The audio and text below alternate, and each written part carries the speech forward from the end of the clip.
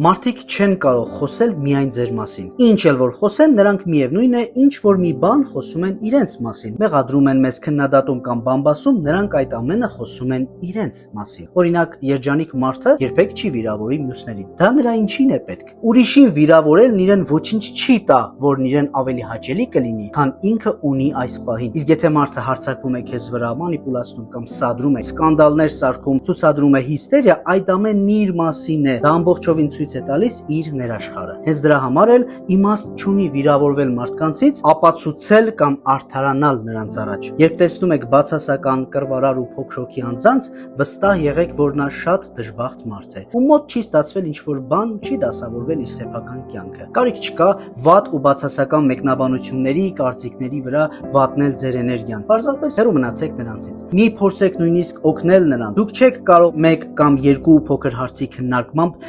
երջանկացնել մեկին, ով դժբախտ է ամբողջ կյանքում։ Ապրեք ձեզ համար։